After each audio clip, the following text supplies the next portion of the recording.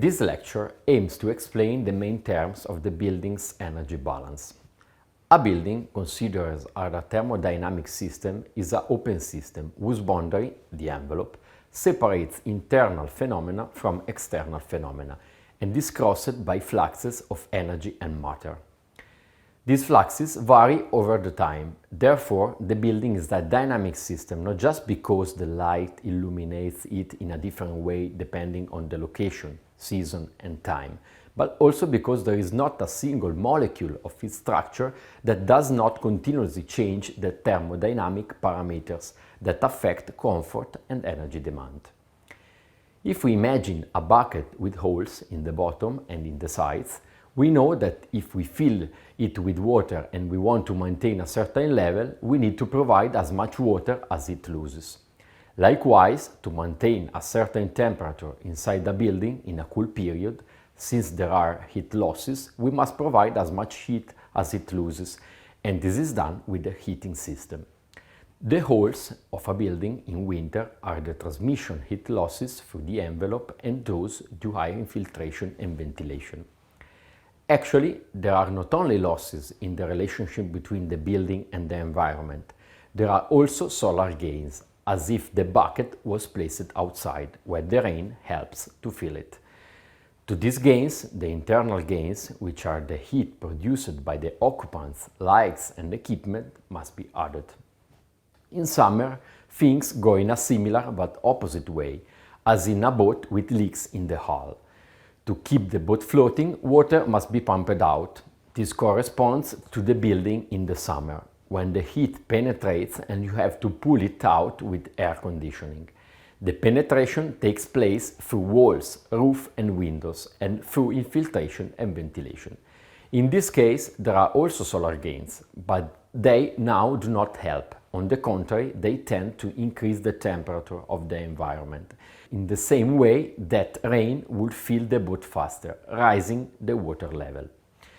The sensible energy balance of a building at time tau, expressed in watt, can be solved according to this equation, where Q tau is the heat flux which flows through the roof, each wall and the floor. QGL tau are the heat gains through the windows. QV tau is the ventilation heat flow. QI tau are the internal heat gains due to people, domestic appliances and equipment. QM tau is the sensible heat demand compensated by the heating or cooling system. Thus, in general, the energy balance of a building envelope regards the thermal energy flows required to maintain the desired condition of temperature and humidity in rooms. The architectural choices are crucial for the part of the balance that cover the sensible heat, which is that correlated to a temperature variation. The balance of the latent heat, which instead is that released or absorbed when the water, contained for example in the air, changes state, depends only on the internal sources, people, plants and kitchen, and on outdoor air conditions.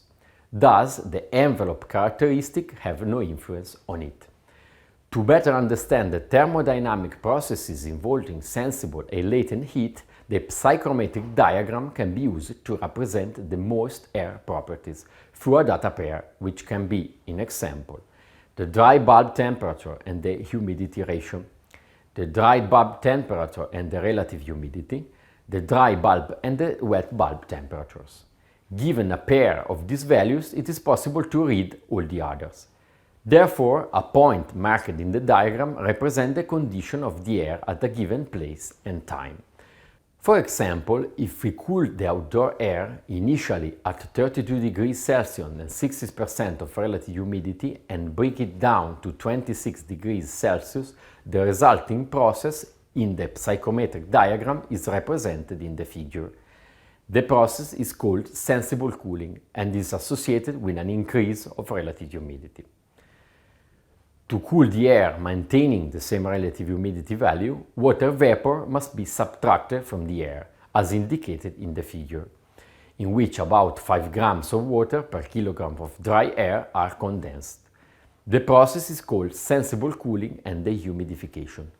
The sensible cooling and the humidification transformation actually occurring in an air conditioning system is the one indicated in the figure. It involves the cooling of air to reach the saturation curve and moving along it to the point where the required amount of vapor is condensed to achieve the desired relative humidity. Finally, the air is heated at the final set point temperature.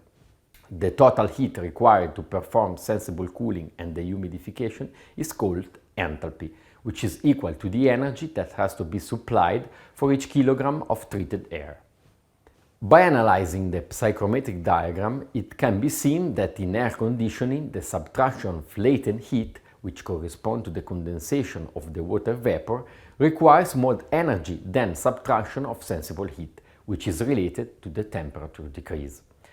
In conclusion, the total energy balance of a building has to take in consideration both sensible heat fluxes, which are mainly related to architectural choices, and latent heat fluxes associated to humidification and the humidification processes.